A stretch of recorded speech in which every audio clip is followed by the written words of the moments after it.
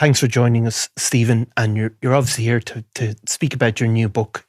And that chart's obviously, like, even in the history of the Troubles, the killing of your bandmates is still one of 3 or 4 incidents during that terrible time that will always stick in the mind because of the brutality of it. You know, incidents like maybe Enniskillen or Bloody Sunday would be the same. But it is interesting, your book is still called The Bass Player, because that's the musician side of your life.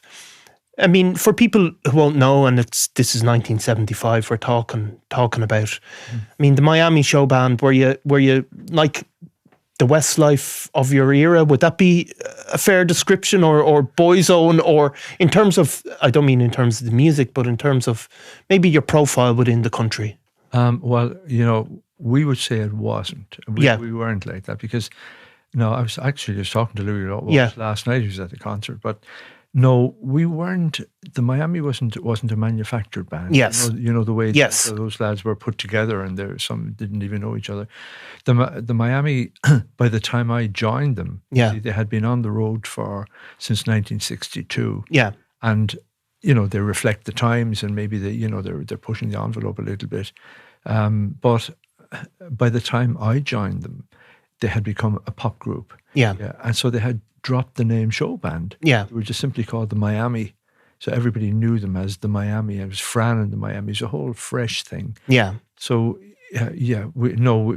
but all of the musicians were organic. I mean, we had gone through other bands, and we had served our time and all that kind of business. So we were seasoned by the time we got there. But it was a huge change for me when I joined. When you step into the first division, like that. You step into the first division. I often say you step out of your suit and you leave it on the ground, and somebody else picks it up after the gig. Yeah, that was the difference. Yeah. So I mean, and gigging was at the heart of it. Like there was record sales and all of that, but the lifeblood of the band was performing around the country. Really, it was. Yeah, it was. It was changing, and we were sort of the pill down man. We had the lads had been through the whole apprenticeship with the Showbands, as I had as well. But it was changing because our friends, our contemporaries at the time, we would have been friendly with the guys like the Bay City Rollers, and I remember doing TV programs, great bands like Pilot, who were sort of cross between pop and rock. Bands like that. So these were, and also a very important thing about the Miami at that time, they were doing their own music as well. Right. Yeah. No, you weren't really. It wasn't encouraged. Hard to believe today. Your original material wasn't encouraged because the ballroom owners still called the shots, because that's where, as you said, the bread and butter was made. Yeah. But the fact that, you see, they didn't want people coming in tired from work and come in to see a band and enjoy themselves and being educated musically. Which is not dissimilar now, Stephen. Sometimes when you have bands that are, big bands, and they've played for years, and people want to hear their famous back catalogue, I suppose, to an extent. Yeah. So you were playing to, what sort of crowds would the Miami have been playing to at that time? Would it have been hundreds or? Hundreds, we wouldn't even turn up. Yeah. But and because there weren't the other choices like you have today. There's so many other things that you can do, clubs and pubs, and not that you didn't have that then, but you had internet and you had all sorts of social media things. At that time, there was one channel really on the television. You had RTE1, and most of Ireland only had that. The East Coast, as you go north of Dublin, you had BBC as well. Now that played into it because anybody who had BBC, and especially obviously in the north, that they have, meant that they were watching the whole English scene, the whole British scene. So they would have been more trendy. Yeah. Whereas down south or in the western, they didn't have Top of the Pops, and they didn't have things like that. Or even the radio stations, I suppose. Yeah, or the radio stations. Obviously, you can do that now and with the internet. But we were nothing like a boy band. They were all excellent musicians. I mean, Tony Gertie was just Tony Geraghty, our guitar player, was so good.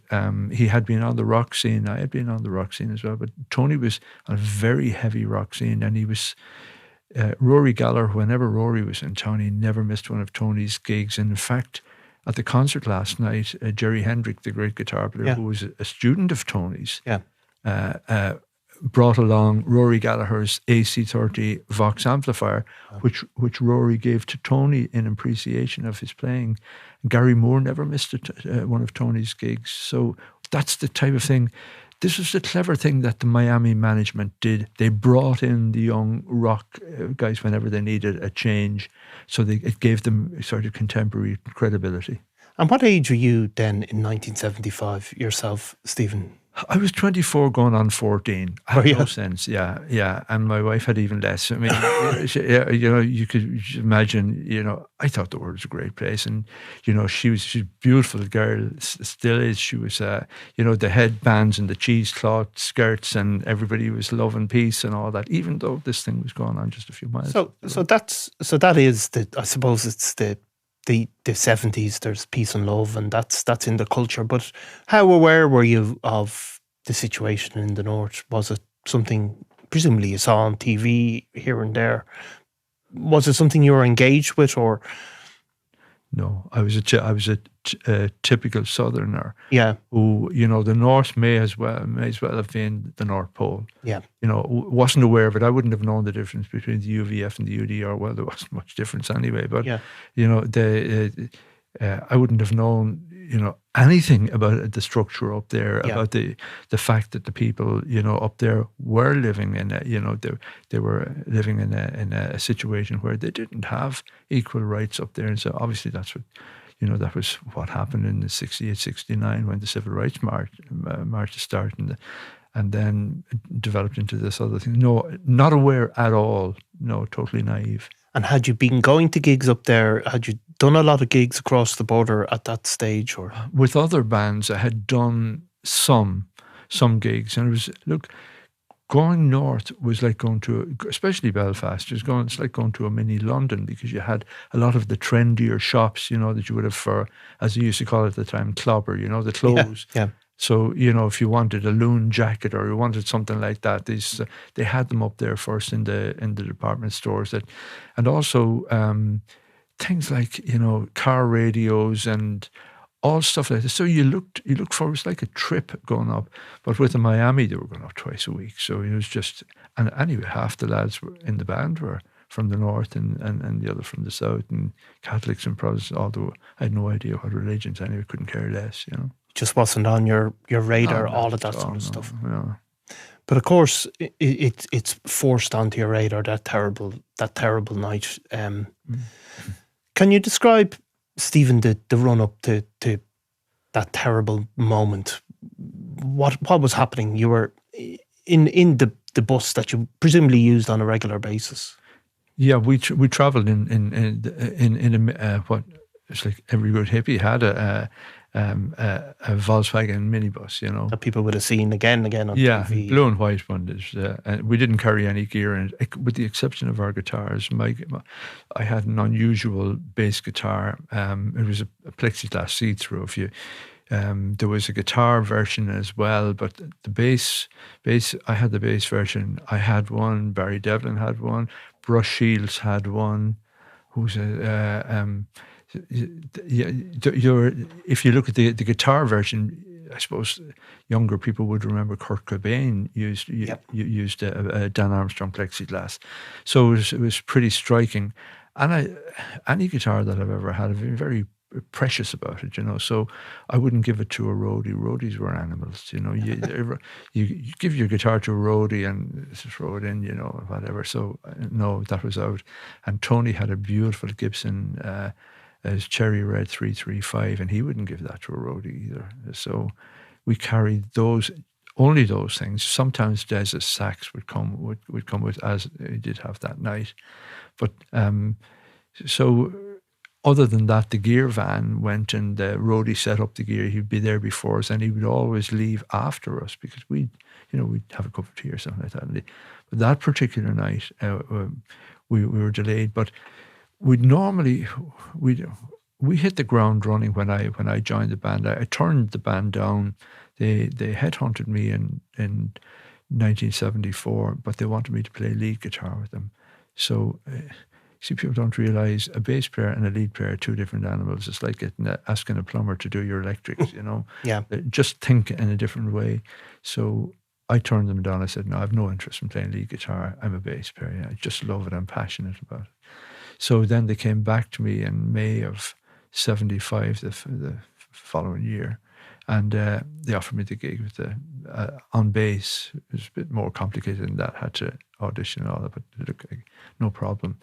And so they went on. We took those iconic photographs that you see on the papers, you know, where we're leaning about the St. Anne's Park. We're leaning against a sort of a sill. And that was a casual one. That's the one that's the most iconic one now.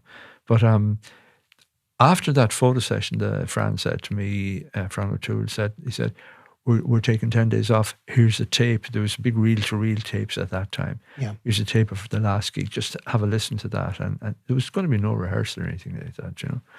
And so I said, yeah, well. So I took the tape I threw it in the back of my car and went to my holidays as well. I didn't listen to the tape at all, you know. So because I've never played the same song the same way twice in my life, you know. I've always into improvisation. That's what he loved.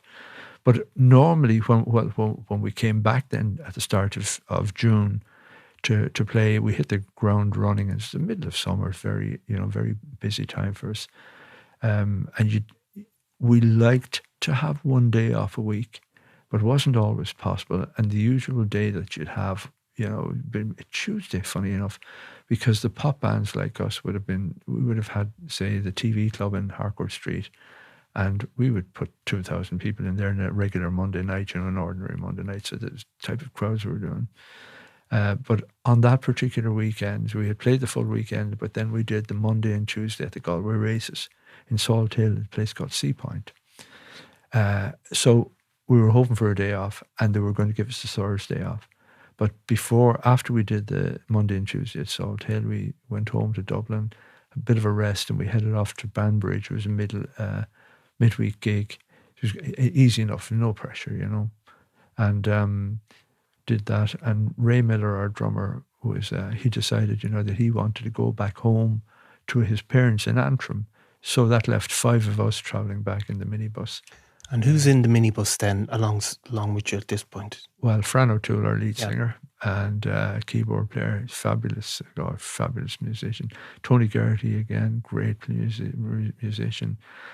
Brian McCoy, who drove the personnel van. He would keep the personnel van at home, you know, pick us up at what we call the band call. If you're going north, it was the Crofton Airport Hotel, which became the Regency, and I think it's changed again now since the tragedy there. But so we had Brian was a lovely man as well, great trumpet player, great singer too, and then of course Des Lee, who was he was the band leader.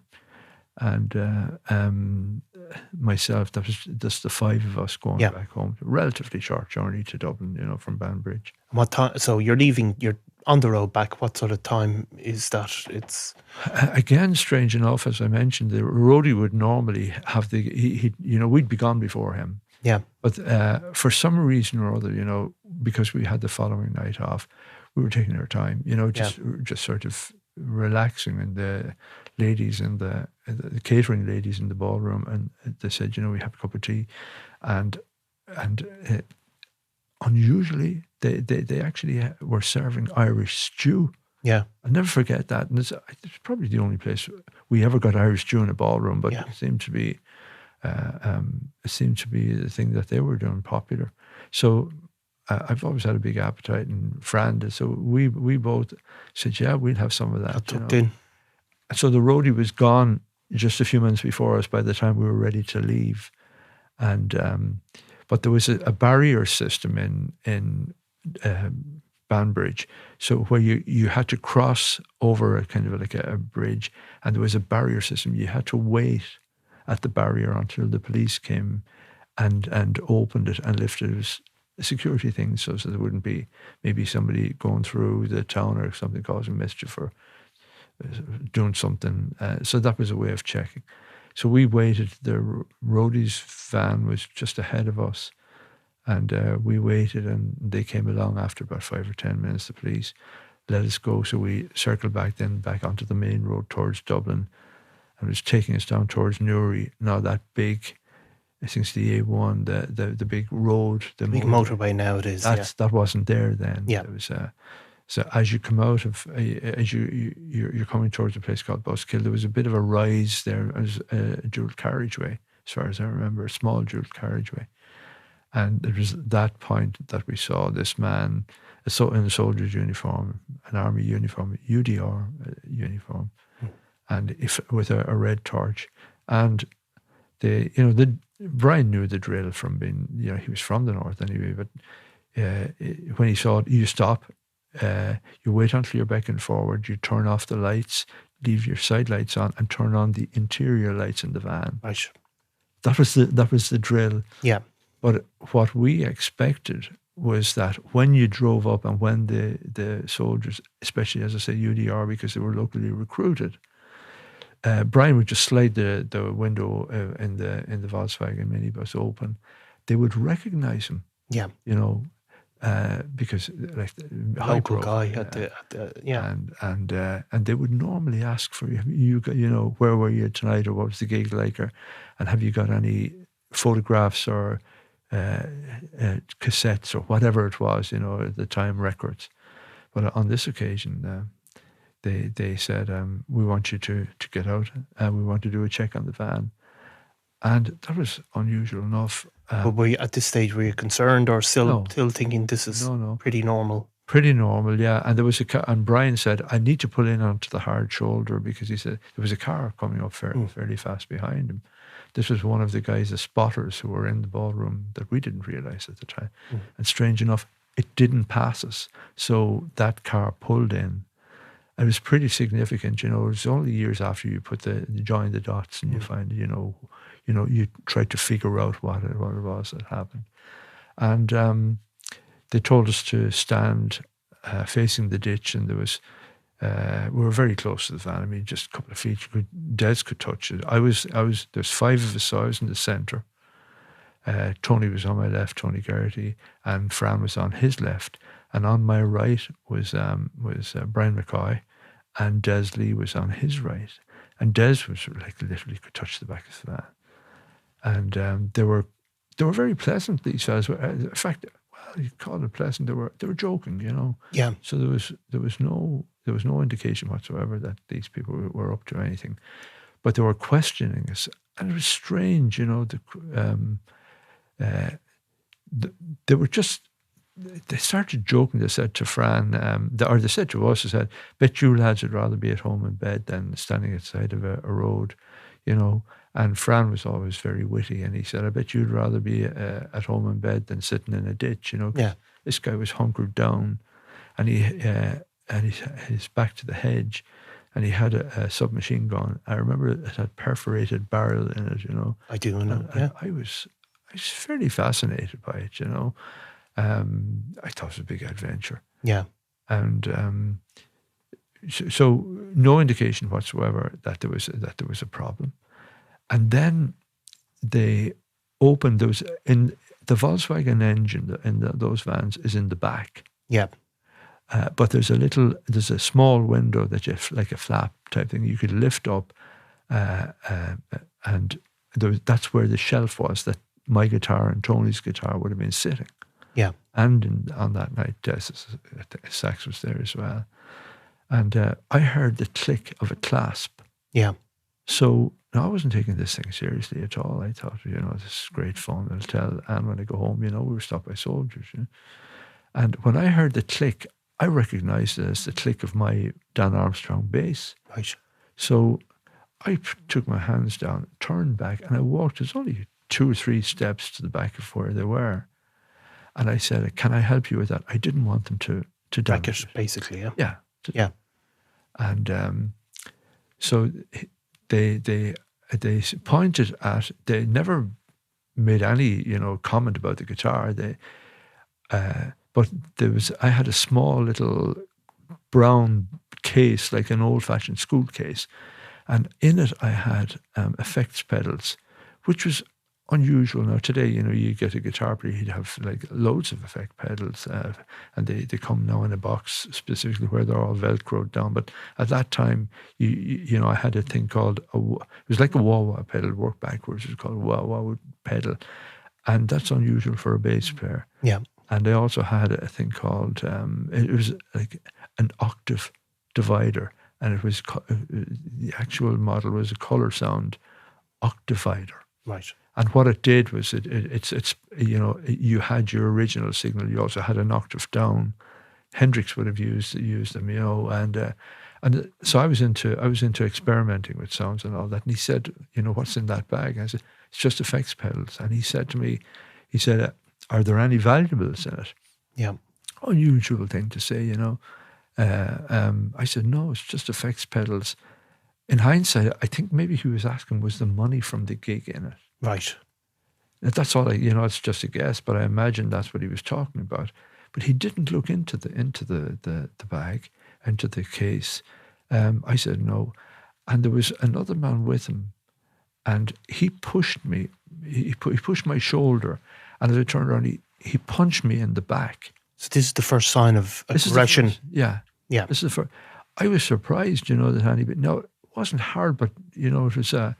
This is something that you shouldn't do if you're just carrying out an ordinary check. So he knocked me back into line, but this time instead of being in the center, I was now pushed back between Brian and Des. So Brian is now on my left, and Des is the one next to the van, and I was beside him. Put my hands back on my head, and they were concerned about me because I was the new guy in the band, and Brian, with our hands on our heads, he tipped the tip of my elbow with his, and he said, "Don't worry, Steve." He said, "The British Army. This is British Army." That's what he said. "Don't worry, Steve. This is British Army." And the reason he said that was that another man had made his presence felt. He had arrived, and he had a posh British accent. There's no other way to. I had worked in the city of London, in the financial city, when I left school.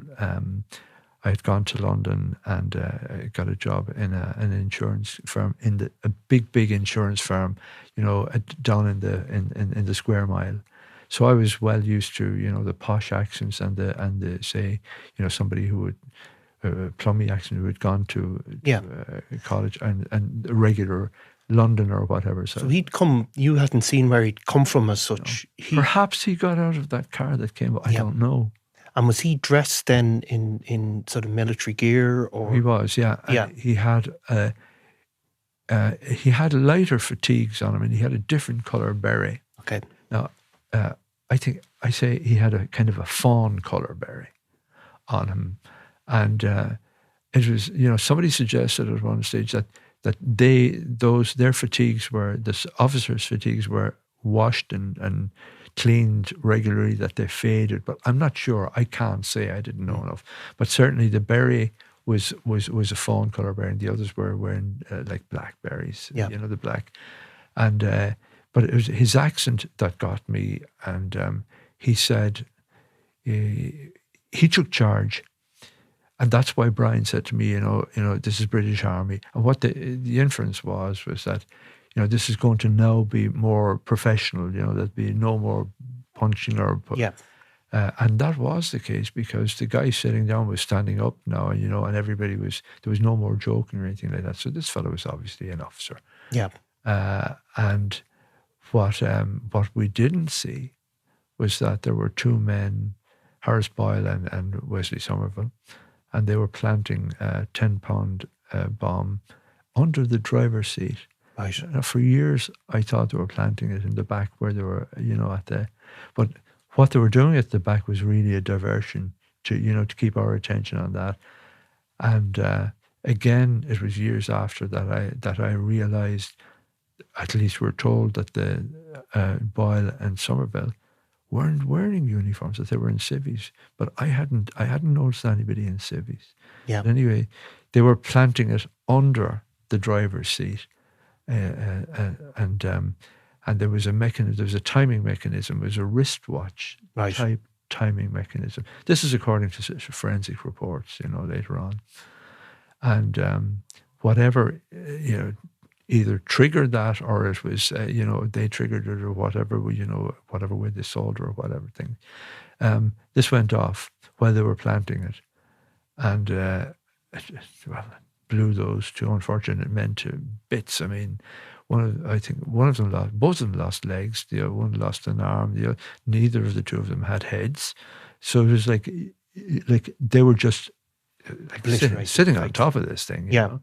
And I think there was things like there was an arm found out in the field, and there was a 3-meter drop about in front of us where we were looking at the ditch, but there was a field about 3-meter drop down there, and the bomb lifted. We were so close. I'm told, I'm no expert, but I'm told the bomb goes off in like a sine wave. Yeah, and I was caught in this part of the negative way, the kind of aftershock or whatever. And I was lifted into the air, and when I was in the air, they tell me I was shot. I tried to run, and I was very aware for that short time that I was in the air. As I say, I tried to run, but my feet were off the ground. But I was very aware of the gunshots that were going on, and also the explosion had the whole place turned red. I often say it was like a blood red, like a strange feeling, and everything was in slow motion.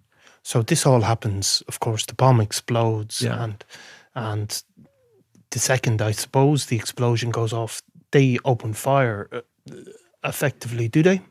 Well, I find that sort of hard to understand that they'd be that quick off the mark, you know. But as I say, time stood still. So, I can't say that this was normal time in my perception, Yep. But they tell me that I was shot while I was in the air. Again, how that happened, but I was shot with what they call a dum-dum bullet, which is an explosive bullet specifically designed to explode on impact. So it entered my right side, and the first thing that it hit was actually was my smaller bowel, and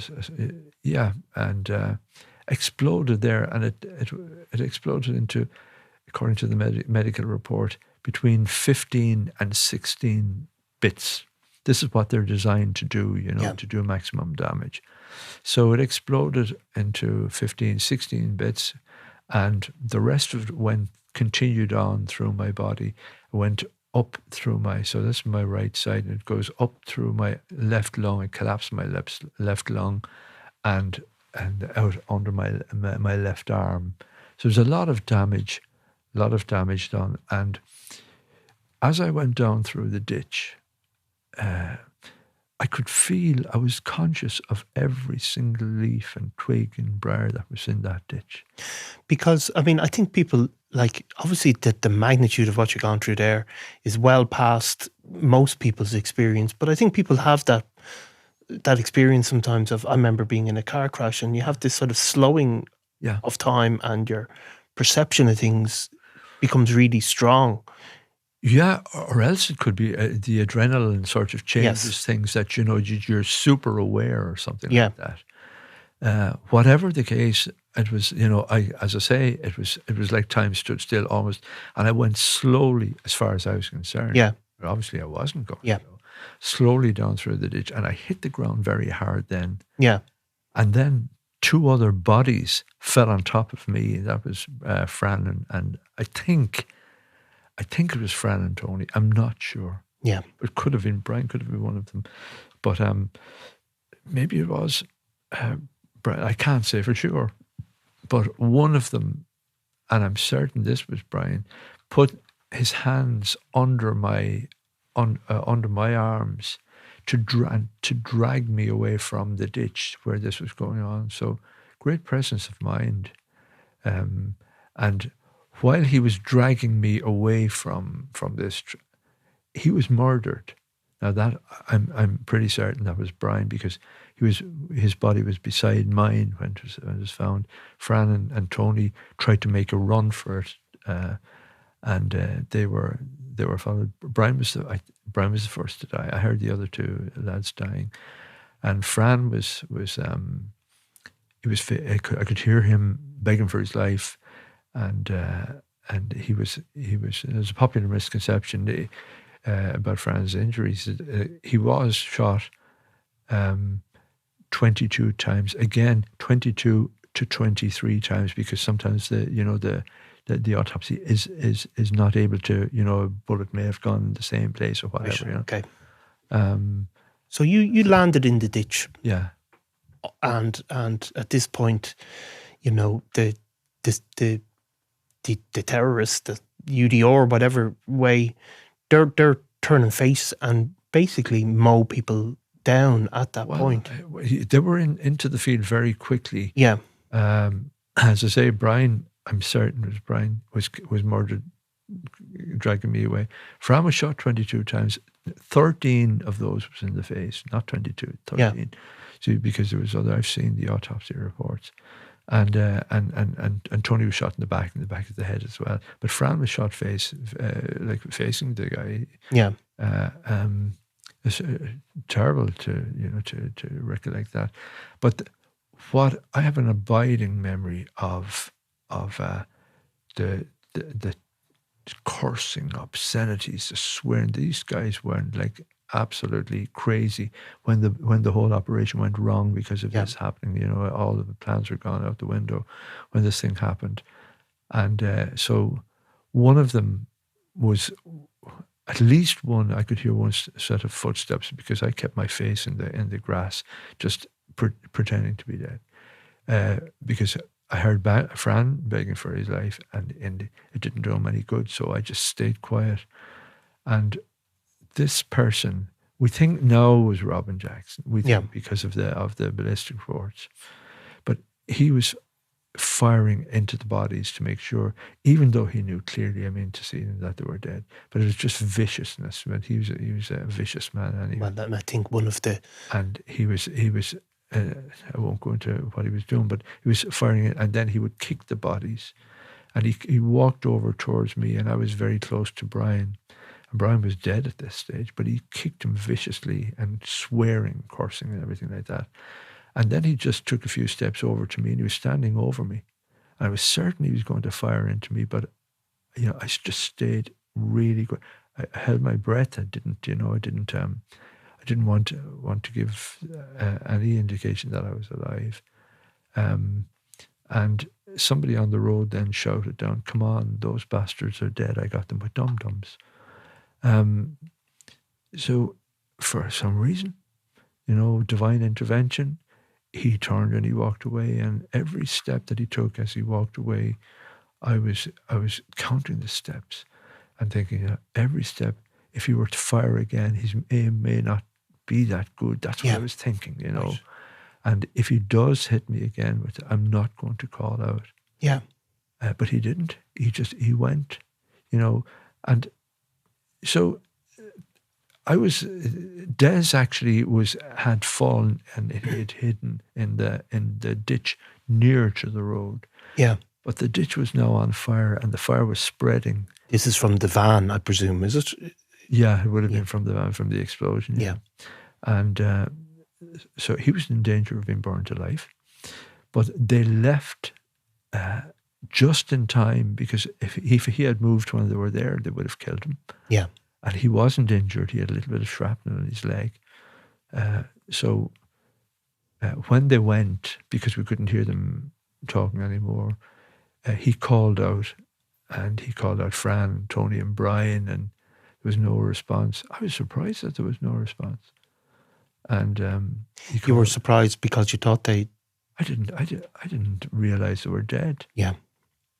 I was also in denial, so... Of course. So when he... And then he called my name. And I thought that I answered him clearly. Yeah. He said, "Are you okay?" And it sounds like comical. I didn't want to cause a fuss, and I said, "I'm grand." But you'd obviously had suffered severe injuries. Were you aware that you... I wasn't. Were you in pain? Were you... No pain, no. And Des said he was going to get help, so he got up onto the road, and a lorry came down. The lorry saw this, thought this. He didn't know what was happening. He wasn't going to take this fella on board in case perhaps he was involved in terrorism or something. And then eventually a car came with two young people in it, and they brought Des into Newry Police Station. We found out also later on that there was a courting couple about a mile up the road at the lakes who had been at the dance.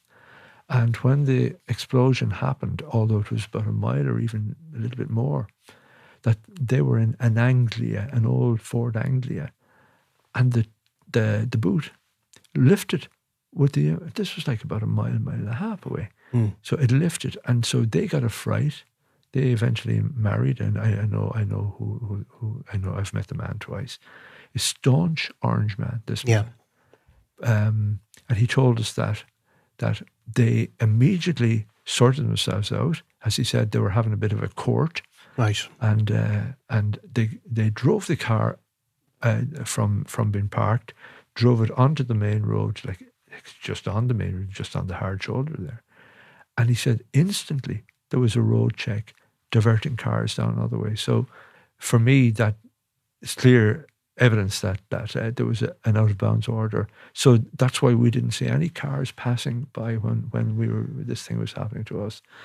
But when Des left, I was crawling around the field. I tried to kneel up. I was able to kneel up, no pain. And then I'd fall down. I tried to stand. And so I rolled over my back and I started doing an NCT test. I was checking my fingers and seeing if they were all right. And because the problem for us, if we broke a finger or something like that, That's the end of your... it could be, you have a problem playing. But so I was satisfied that there was nothing broke. I tapped my feet. We used to wear these sort of silly platform shoes at the time, make us all look 10 feet tall, and clicked had my legs, and I was doing the, checking my back and all that. But I tried to stand up and I'd fall down again. So I decided I wanted to check on the lads. Yeah. Brian was beside me, couldn't wake him up. So I crawled around on my stomach. Yeah. And I won't go into what I saw, but there was body parts of the men who had blown themselves up around the field, and there's an abiding memory of cooking meat, because if you use machine guns on people, they're hot and they cook the bodies. So the smell and all the smell, and there was a smell of. I thought always, I don't know what burning blood smells like, but that's what I felt it was. So I spent the best part of an hour crawling around from one of them to another and telling them that it'll be all right. We're going to get, Des gone for help and all that. And is in that hour, does your brain start to catch up what has actually happened to you? Or is that denial still protecting you, probably, to an extent? Yeah, it's a bit of both, because I rolled over on my back. Now, I remember there's a half moon in the sky. It was a beautiful morning, but at this stage it would have been going on 3 o'clock in the morning. And I remember looking at the half moon and saying, what the hell has just happened here? Couldn't figure it out. So I came to the conclusion that the security forces who were talking to us, especially because both Brian had said to me, this is British Army, and Des had nudged me from the other side and said, he said, the British Army are usually careful with the gear, telling me, not to worry about my guitar. So I was convinced that they were attacked by the IRA and we were caught in the crossfire. Right. So that's the conclusion I came to. Yeah. But there was other things then that didn't really make sense, because I thought to myself, you know what, we probably won't be playing tomorrow night. Right. And the gigs at the weekend will be cancelled. I was thinking, that's the way I was thinking. You're sort of trying to make light of it. No, I don't mean that in a bad way. So it's it obviously it's too big to process it, is it? It is. Your brain is just trying to take it piece by piece. And I couldn't find any blood, so when I wasn't bleeding anywhere. I didn't feel any pain, and having remembered the man saying dum-dums, I thought what he meant there was dummy bullets, that they weren't real. This actually This must have been some kind of, they must have been using fake bullets or something. Plastic bullets that they did sometimes use. Well, no, I thought they were just dummies, Yeah. so, like blanks. Yeah. And so I was now sort of trying to fill in the gaps and say to myself, I don't have a problem here. But the problem was that the reason I couldn't find any blood was that I was massive bleeding inside, and my stomach was extended like my stomach had gone out like a balloon because of all the internal bleeding and all that and the damage. And then to compound it, the fact that the security forces would not enter a crime scene like that because very often the bodies would have been booby trapped. There'd be so when soldiers or police or whatever would come in, they would there'd be secondary type of thing. I learned all of that later on, but so I was there for the best part of an hour, among all that sort of thing, and that was I could have died at that stage. I don't know how. I stayed alive, but when they eventually came in, and they took me out of the field. They lifted me over sort of at the side of the field. It was Buskill Road, runs up sort of at 45 degrees to the main road, and they lifted me out over that. And at that time, you had the whole macho thing. When we were young, you wouldn't let a man lift you, all this kind of business. So there was a little lattice sort of wire fence at that side, and they wanted to lift me out. And we had these, as I say, ridiculous platform shoes, and they were too big to fit into the diamond shape. To give yourself a boost up. So I kept pushing them away, when they tried to lift me, because when they came back, I thought it was those guys who were back again, but I could hear walkie-talkies. But it was the police, and they came back, and this fella, I put my hands up, and he said, "It's the police, son." And I moved forward, and I actually fell then. They caught me, and they eventually I had to let them lift me out over that, and then there was an incline, put me into an ambulance, and they started up the ambulance, and there was an orderly in the ambulance.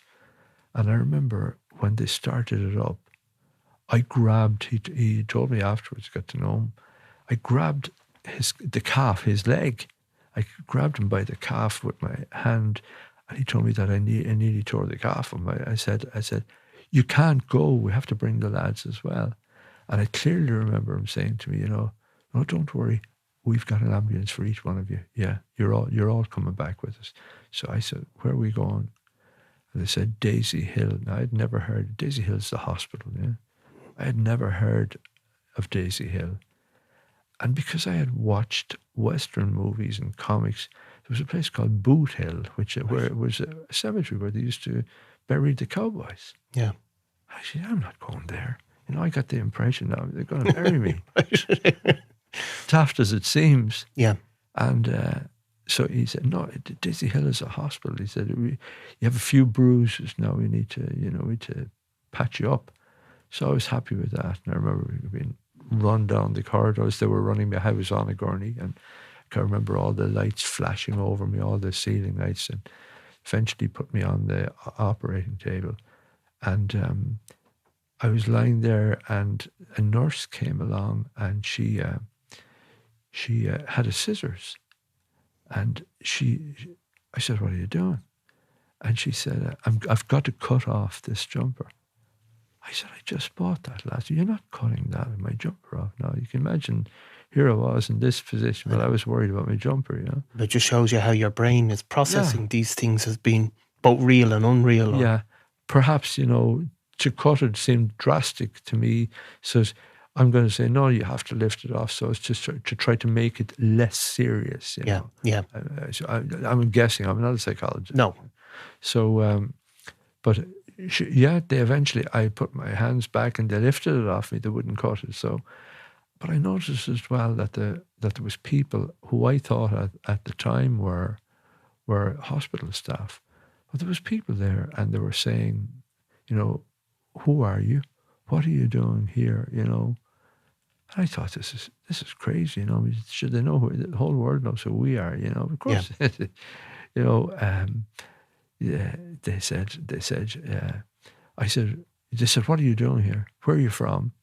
So at the time, no, I had a house down in South Tipperary, but when I got the gig with the Miami, I shared a house with a man called Billy Byrne and his wife and my wife and because they had a house in Carrigature beside us and they had rented a house. He joined the Garda band, and so he said, "This is a big house.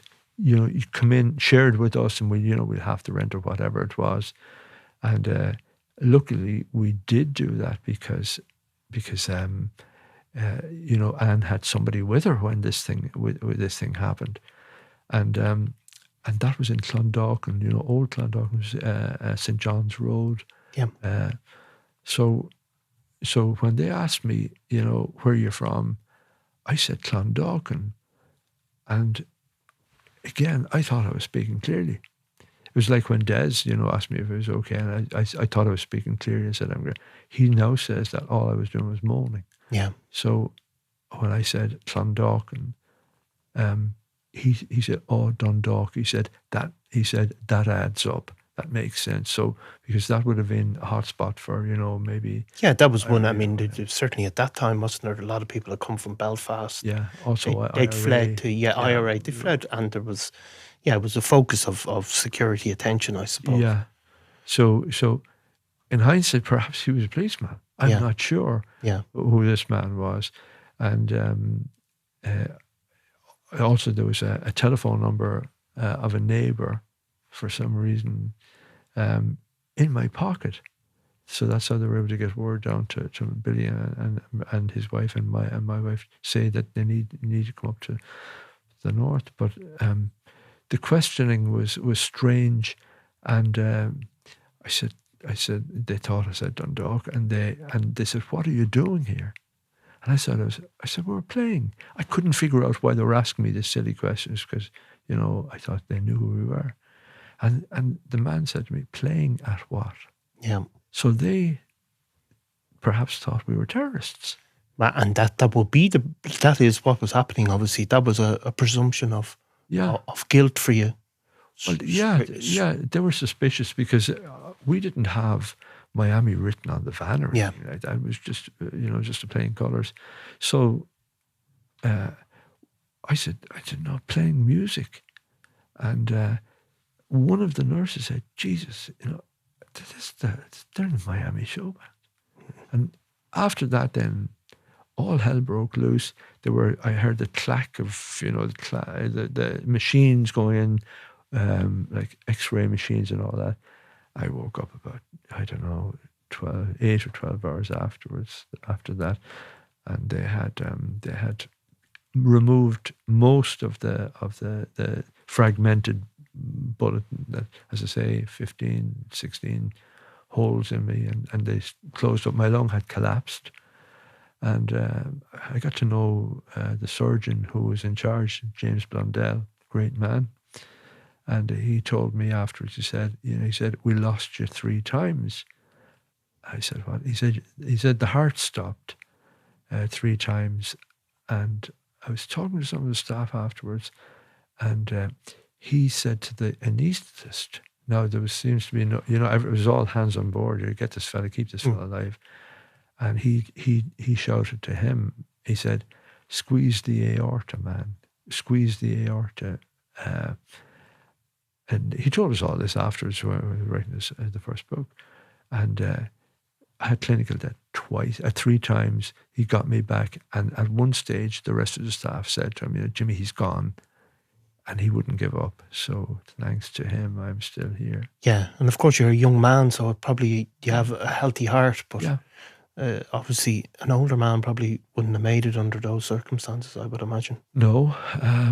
Well, look, again, a divine intervention. There is a plan. I honestly believe that.